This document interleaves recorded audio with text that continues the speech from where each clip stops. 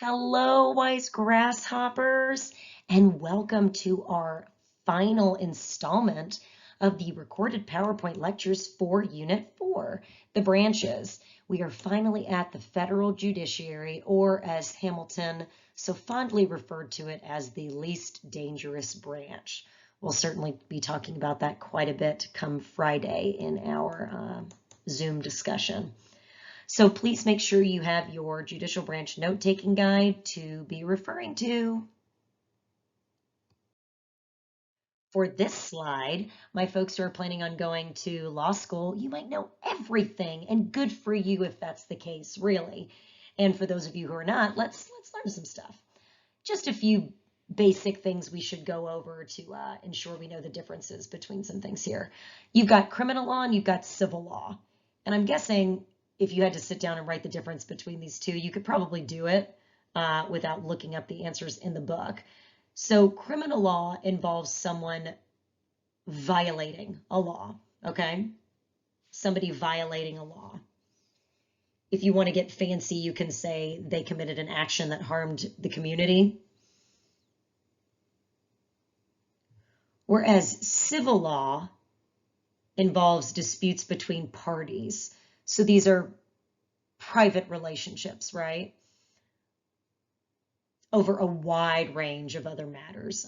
These can include contracts, if you know there's a discrepancy over a contract, property.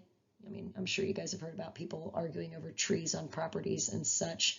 Custody, divorce, all of those things will involve civil law. For criminal law, the action usually does warrant punishment, absolutely. And of course, the accused have their rights given to them by Amendment 5 and Amendment 6. Amendment 5 specifically due process, grand jury, freedom from self-incrimination, double jeopardy. And then the 6th Amendment, speedy and public trial by jury, right to counsel, etc. And there is a jury in criminal law. And there's also a jury in civil law, but here's where it gets interesting. It only pertains to federal cases. In state civil law cases, no jury, because the 7th Amendment says that you have the right to a trial by jury in a civil case if it involves $20. Of course, today it's more than that. And most states will have parts of their constitution that say the same, just FYI, but no, you are not guaranteed a jury in a civil law case unless your state gives you that power. Because please keep in mind, guys, because of the fabulous concept of federalism, you can have 50 different criminal laws and 50 different punishments for the same criminal law because states have the ability to make those determinations thanks to Amendment 10. Okie dokie. Some people that we should know: the defendant is the accused party, the person being sued or charged with a crime. The plaintiff is the person instigating a lawsuit or bringing, the charge forward. And the idea is that they must have experienced or be in immediate danger of experiencing direct or personal injury or harm. So, I mean, I can't sue you on behalf of somebody who you messed over. They have to sue you, not me. Both the defendant and the plaintiffs are litigants, okay? Those are the people involved in a lawsuit or a court case. And then class action suits, this is where maybe a small number of people sue on behalf of all other people in similar circumstances. If you ever saw Julia Roberts and Aaron Brockovich, that's a great example. Or if a ton of people want to sue Walmart and they get, one law firm to do so, that's a class action lawsuit. And then I thought you might like to meet these two, some people that I would know if I were you, some federal employees. You've got William Barr there, who is the U.S. Attorney General, so I would know him. He is the head of the Department of Justice, Feel free to write his name out to the side. I'm just now realizing there's not a space for it. Bill Barr. And they prosecute federal, criminal, and civil cases. So he'll determine whether or not to bring someone up on charges. Now, essentially, as a cabinet secretary, he does have to be appointed by POTUS. And then what goes in that next blank? Blank by Senate. Say it out loud, even if you're the only one listening. Confirmed. Good job. I'm confirming your answer. But okay. And the other person I would know is Noel Francisco. He is the U.S. Solicitor General. Don't get that confused with the Surgeon General. Very different people, both government employees, yes, very different jobs. The Solicitor General is responsible for representing the United States in cases before SCOTUS. So, like Schenck versus the U.S. The U.S. would be represented by the Solicitor General. And they are also, it's a big deal, appointed by POTUS and confirmed by Senate.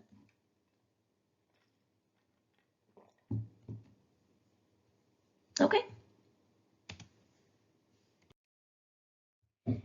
I'd love for you to keep these questions in the back of your mind. We're certainly going to talk about number 1 quite a bit on Friday. Why is this called the least dangerous branch? After you've read and analyzed Federalist 78 and really looked at it through the lens of a political scientist, hopefully we'll be able to answer that question. And then, of course, look at whether or not it still is. Maybe there's been some evolution.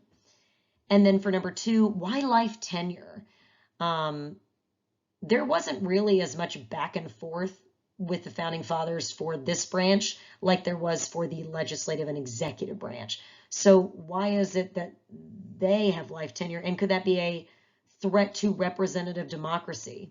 Essentially, the vast majority of the framers felt that that was okay. So let's talk about why. Okay, so let's introduce the federal judiciary by a pure and simple definition. This is the branch of the federal government whose role is to interpret and apply the laws of the nation. Interpret. That's the key word that I would focus on if I were you.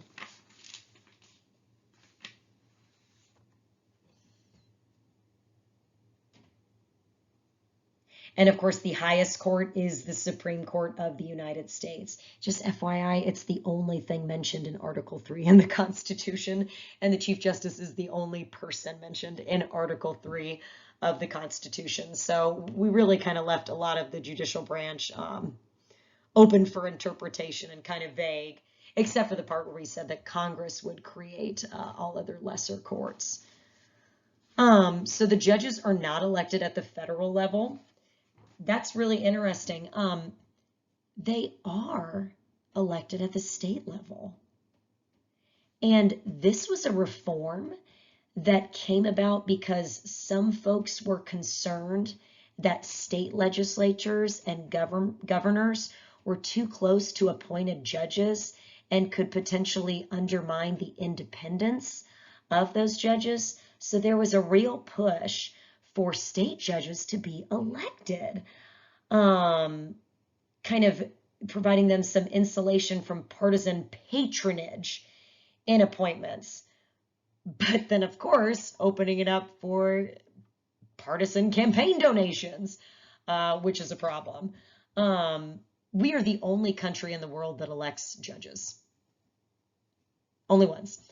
38 states elect their SCOTUS judges. We're one of them. But just to give you a firm example of what I'm talking about involving campaigning at the state level for judges, in the 1990s, $83 million was spent on state SCOTUS races. In the early 2000s, so 2000 to 2009, it was up to $207 million. This does make some folks nervous that, campaign donations could potentially create some sort of debt of gratitude that would need to be taken care of. And so there was a, not surprisingly, Supreme Court case that involved this, recognizing the risk of actual bias And they essentially said if there is a relationship or a conflict of interest and you feel as though you'll be likely to cast a vote in favor of the party who gave you a couple $1 million, then you should recuse yourself because that could really threaten judicial independence. But that was a long tangent. Sorry about that. They do have life tenure. They're there forever. Forever. And a lot of them do die in office before they resign. And they really have become a little bit more powerful over time.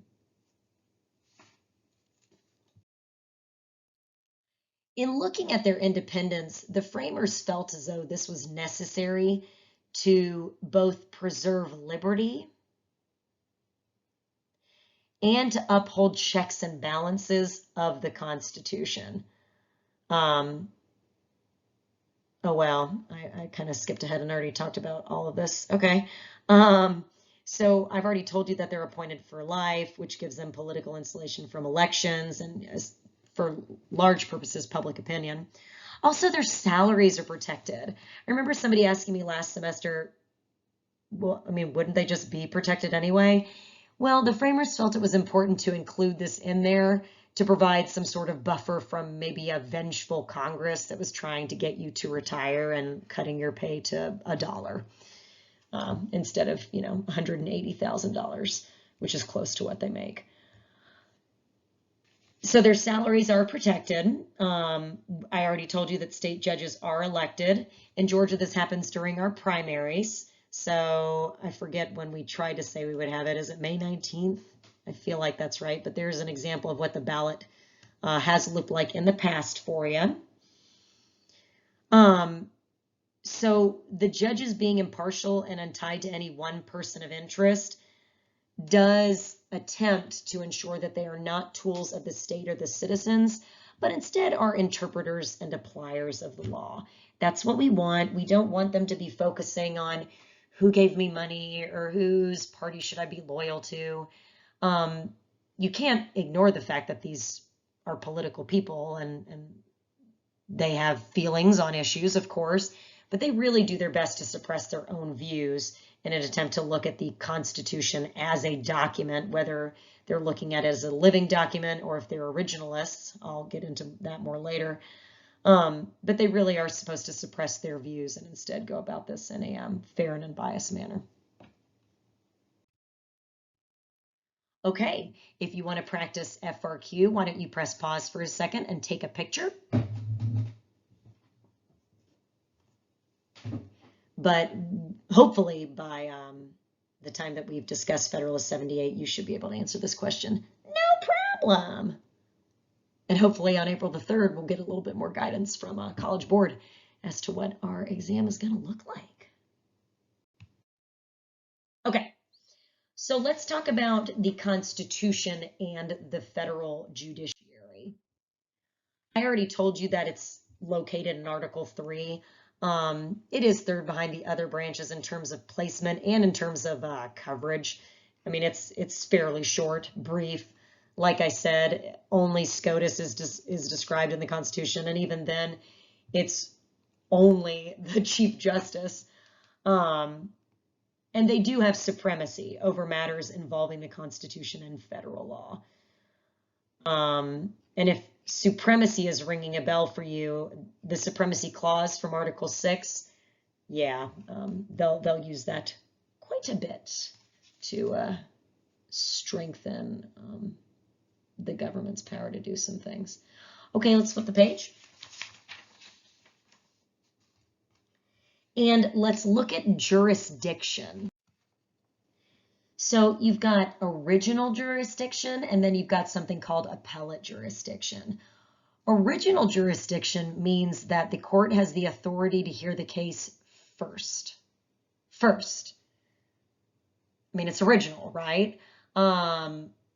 They're hearing it for the first time. The Supreme Court rarely hears cases that involve their original jurisdiction because they only have this in cases that involve ambassadors or some other foreign ministers or consuls. And if the state or estates are a party. So like McCullough versus Maryland, that was original jurisdiction that the Supreme Court would hear. And that really only equates to 2 or 3 cases a year, guys, just FYI. And then you've got appellate jurisdiction, which means that the court has the authority to review the decision. So, of a lower court, right? When they review it, they can overturn it, meaning they say, nope, they're wrong. So forget that. They can also revise the decision, kind of make a little bit of a change to it. Or they can remand it, which means they direct it back to the lower court to take another peep at it. Okay? And just so you know, all other lower courts, and there's a ton of them, guys, a ton, those are going to be created by Congress. So Congress has the power to do that. I hope in the back of your mind you're going, oh, like a check on the judicial branch. And if you were saying, oh, like a check, then guess what? Yeah, you're right. Okay, so anti-federalists obviously were concerned about the Constitution as a whole, and they were a little bit nervous about the court system. If the national government would continue to grow and there would be a more powerful judiciary that would continuously give the federal government more power over state governments, they were concerned that that would diminish the rights of states and the individuals. So Alexander Hamilton, to counter this argument, wrote Federalist 78, and we will talk more about that later. Yep, Friday, we will. So like I said,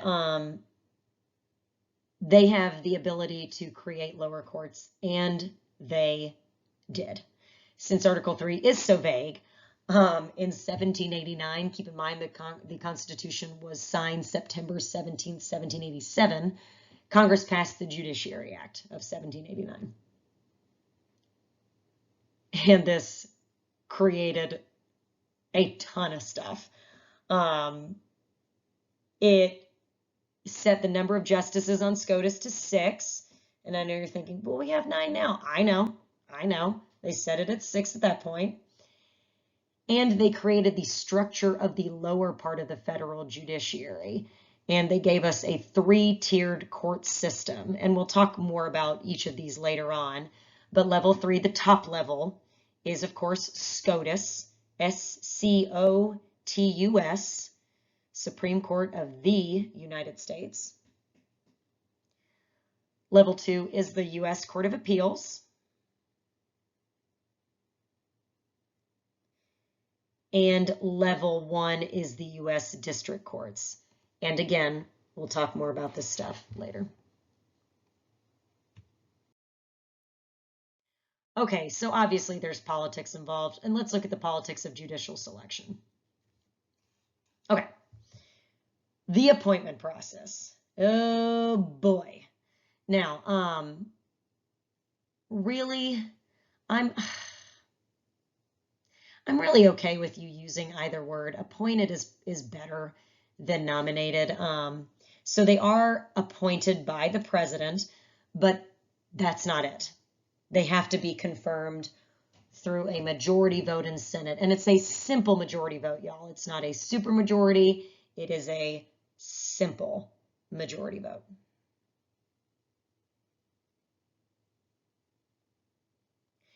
And why this is interesting is this allows for an enduring influence on the government after the POTUS has dipped out, right?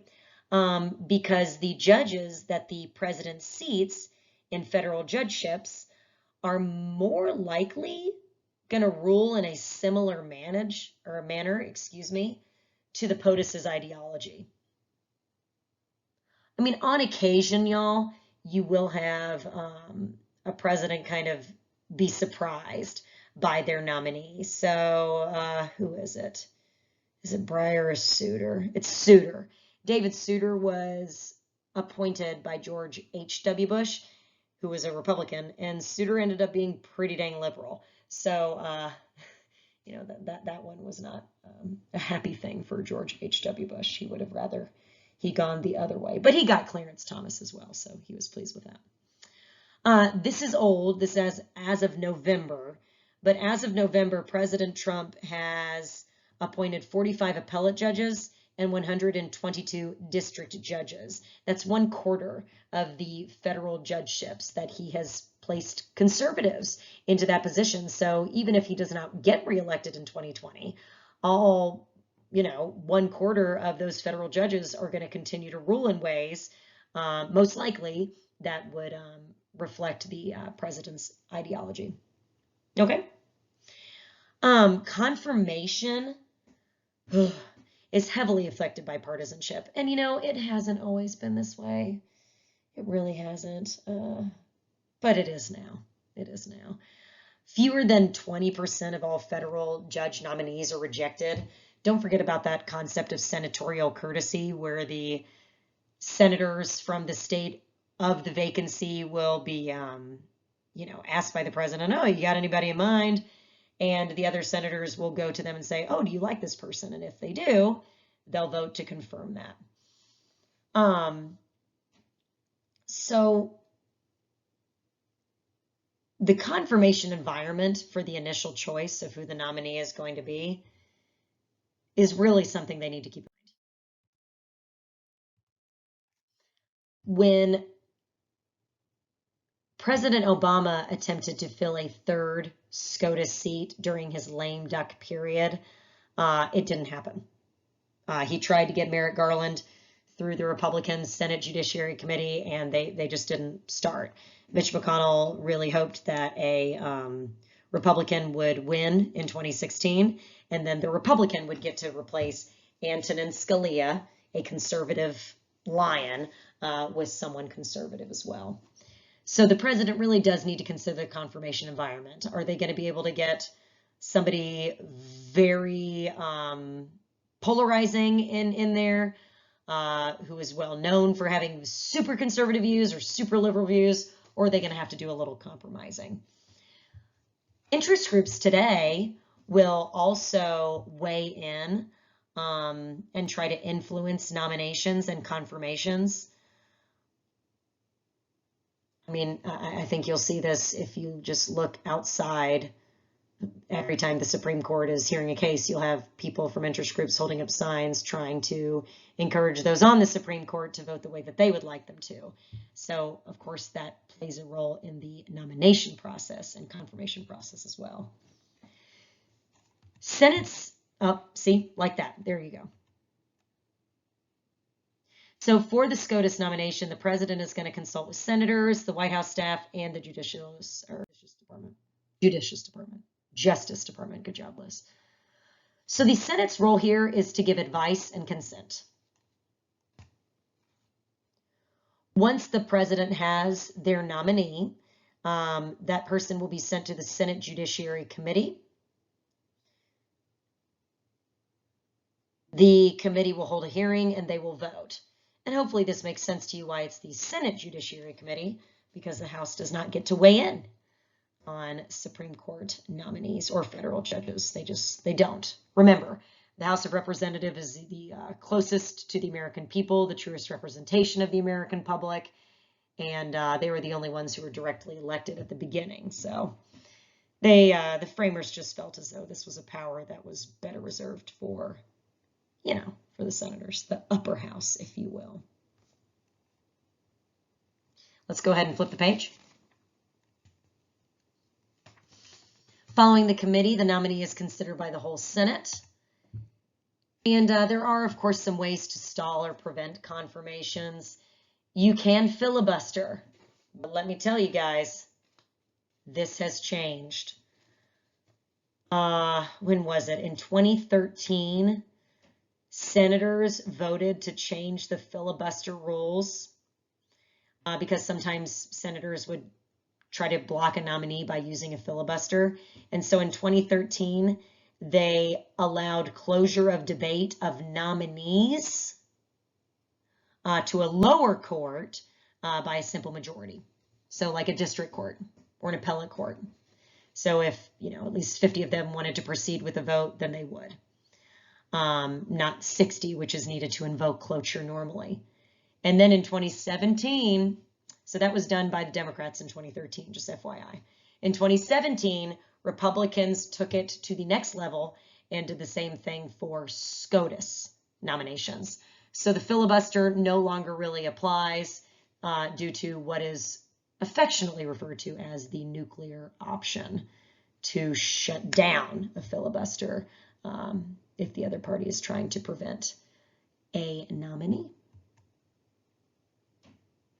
But of course, there is usually partisan voting in the Senate. I mean, sometimes it can be just straight party line voting.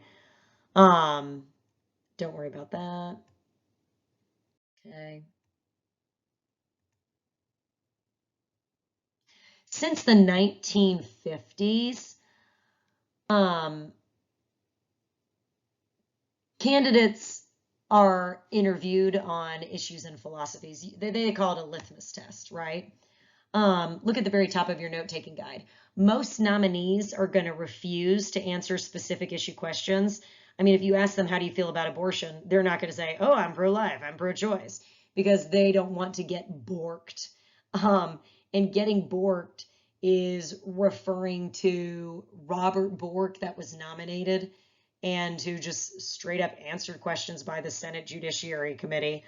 And the Senate Democrats just, roasted this guy. So instead, they'll be very purposeful in their language. I'm going to upload a video link that I'd like you to watch that talks about this specifically. And you can see how Sonia Sotomayor kind of avoided that question. Usually they'll simply say something like, well, I'll refer to precedent or I'll uphold precedent, so they don't have to answer with their own views. So just to make sure we're all together there. Oh, there's Robert Bork. Sorry, buddy. Just didn't work out for you.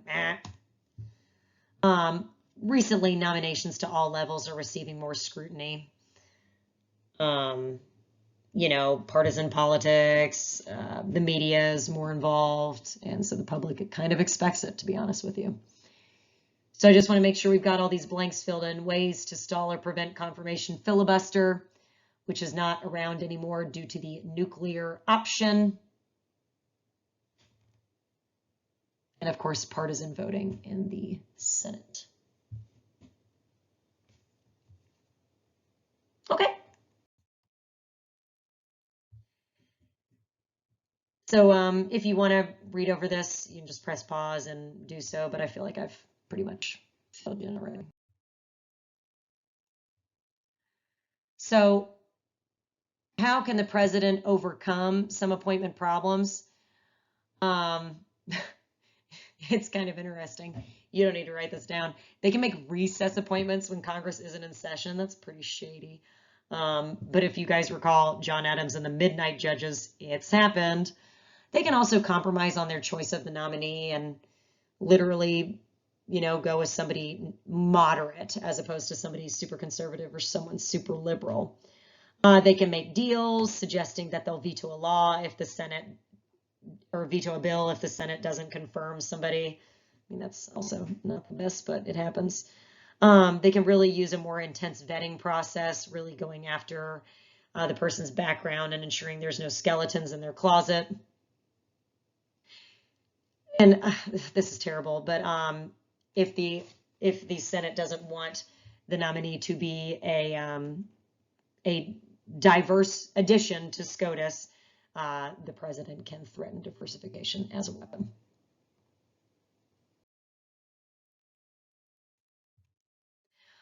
Alrighty, so let's look at these nominees.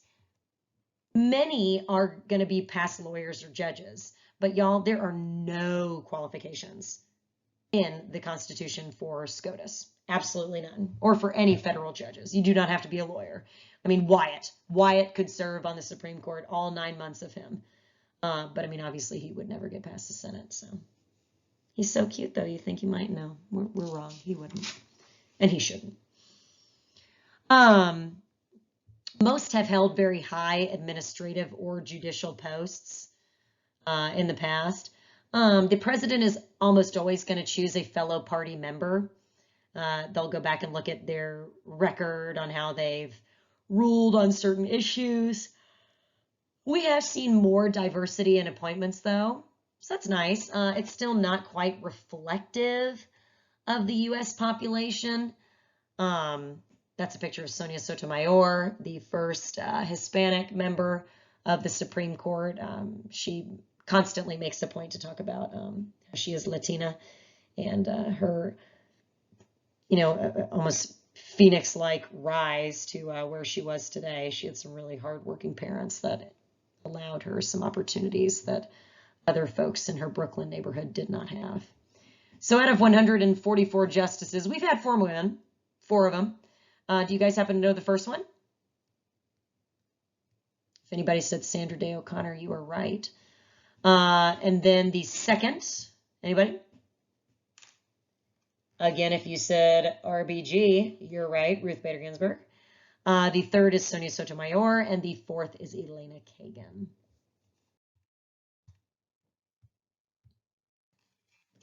Okay, this is crucial.com, guys. Crucial.com. You need to know this. We've got these concepts of judicial activism and judicial restraint. So hopefully you're with me at Role of Judicial Philosophy on your notes. Pay attention. The AP exam loves this stuff. So there's differences in constitutional interpretation among judges that can result in different outcomes of the same legal question. Some judges are what you call originalists, and that means they really focus on what the framers meant when they were writing the Constitution. They deal with how to interpret words or phrases that are unclear, but they really want to go with the original intent of the framers. And then you have what is called adaptive or modernist. I would go with the word modernist just so you don't get confused. And these folks are more interested in focusing on the adapting Constitution, right? Focus on adapting the Constitution to changing circumstances and changing needs of society. So they would look at the Constitution more as a living document.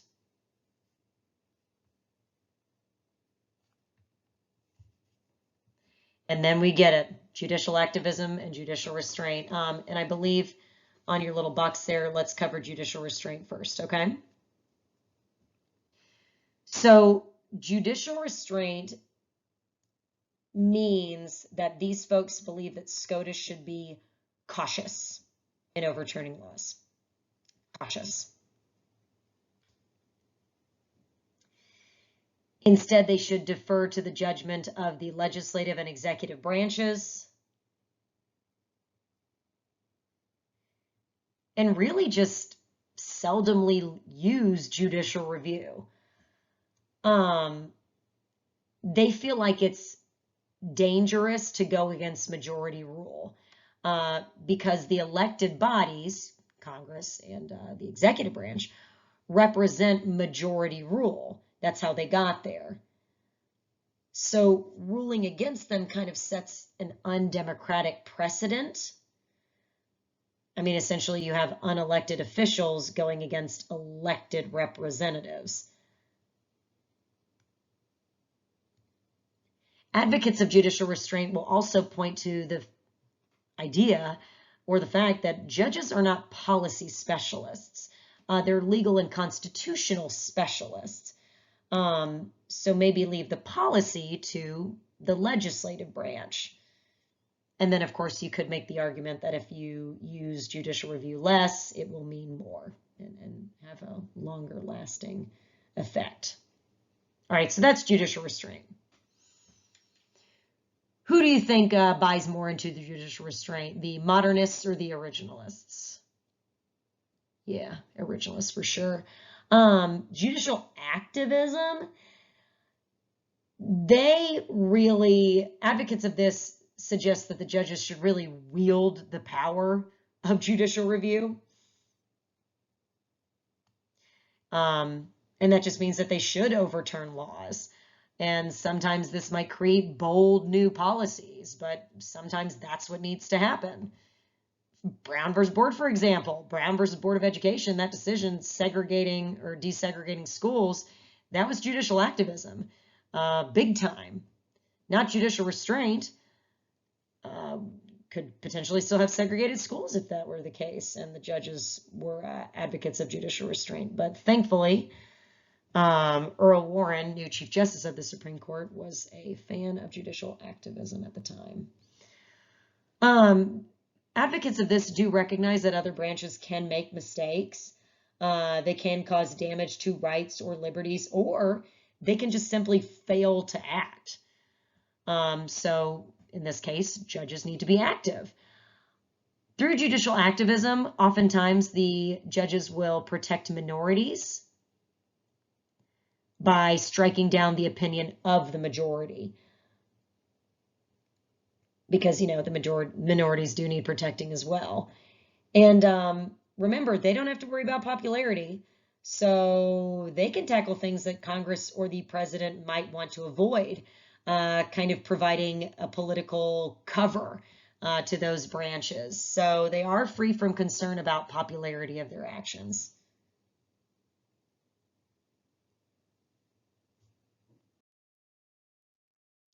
And that's everything that I just said. Okay. Alrighty. So let's see if we can't make this better, right? Can we reform this some way, somehow? Confirmation hearings are televised. Nothing's going on behind closed doors. We can see it all if we want to, so that's helpful. More recent criticisms is that this does seem to be taking longer to do. Sometimes it can be more controversial. The senators will focus on personal issues as opposed to their law backgrounds. Some of you might think that's fine, and some of you might not. The nominees will not answer specific questions because they don't want to get borked. And again, if you watch the video, you'll understand what that means. And of course, there is undue influence of politics on the selection now. It's just the way it is.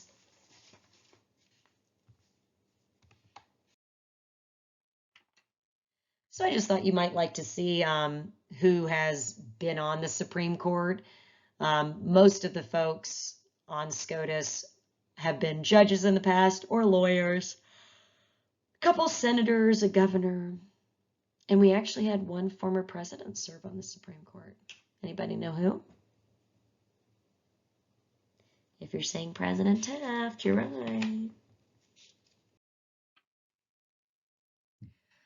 Okay, so just think about this for yourself. When should the court use judicial activism to make bold new policy? Or should something be left up to the states? And then, of course, when should the court use judicial restraint, deferring to the judgment of elected officials? Because remember, they are not elected. And here's another free response for you, coming from Justice Ruth Bader Ginsburg. So why don't you press pause for a second if you want to practice one. Okay.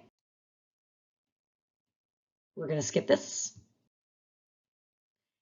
If you want to practice another FRQ, I'm going to just keep going. We've got so many. Take a picture. Okay. I will put this on Schoology for you. The Bill of Rights Institute, y'all, they've got a lot of short and sweet videos on some of your 15 required SCOTUS cases. Marbury versus Madison is one of them. And now we get to talk about it. And John Marshall. How could we not talk about John Marshall? Okay. John Marshall. Not the first Chief Justice, that's John Jay, but certainly the most powerful, the longest serving, and really changed SCOTUS forever. On your note-taking guide, he is the longest serving Chief Justice, and he did expand the power of SCOTUS. And so much of it is because of the very famous Supreme Court case, one of your required cases to know, by the way, Marbury versus Madison. Okay, so let's talk about the history of Marbury versus Madison. We've got to get to the case before we can talk about the case itself. So the drama, and if you've seen the film Hamilton, you know about it, or the film, the play, sorry. Too soon to talk about it since they canceled the Georgia performances, I'm sorry. Alrighty, so the drama all goes around the election of 1800. Don't forget, the Constitution says if for some reason the Electoral College cannot choose a president, they don't get to that required number, or there's a tie, then the House gets to choose. And when they vote, each state gets only one vote. It's interesting, but still, they get to choose. So in the election of 1800, the Federalists are on the way out. The American people are not super happy with them. They feel like they're trying to create a British government. So they're going bye-bye. And the Democratic Republicans are clearly going to win. But all the Democratic Republican electors, they cast 2 votes back in the day. Everybody cast a vote for Jefferson, and everybody cast a vote for Aaron Burr. Aaron Burr was supposed to be TJ's running mate, but once he tied in the Electoral College, he said, psh, fine, I'm going to run now. What? So that was a problem. Finally, after 36 ballots, Thomas Jefferson did win. Aaron Burr did become his vice president, and the 12th Amendment was ratified, separating the votes for president and vice president from the Electoral College. But before Jefferson took office, the government, the Federalists in Congress, passed the Judiciary Act of 1801. Not to be confused with 1789, 1801. And if you've heard this song, signed, sealed, delivered, I'm yours. These were appointments signed, sealed, but not always delivered, causing the drama. Okay, so like I said, since the Federalists were on their way out of the executive branch and Congress, they tried to preserve their presence somehow. And they tried to do it by reorganizing the judiciary. So the Federalists, through the Judiciary Act of 1801, they expanded the number of federal judges. And this is where Adams made all those midnight appointments to federal posts in an attempt to preserve the influence of the party. He created 16 vacancies, which he put Federalists in every single one. And it happened so quick that not all of them got delivered. They were left on the Secretary of State's desk when Adams' term ended at midnight. Now, Thomas Jefferson and his Secretary of State, James Madison, did deliver some of the commissions, but not all of them. And William Marbury's did not get delivered. And he thought it should have gotten delivered, so he sued James Madison. Hence Marbury versus Madison. So Marshall, who, by the way, had been confirmed 2 weeks before all of this, was the Chief Justice, okay? And he really had a tough decision to make here. He had to really weigh the political implications of his decision. He could order James Madison to deliver the jobs. He could. But then he would wade into the political battle. He could risk being impeached by the Democratic Republicans controlling Congress now, or he could be ignored by the president. So didn't really want to do that. And so if he denied Marbury his commission, he's preventing a confrontation with TJ and the Democratic Republicans, but maybe the judiciary is looking weak. So what to do?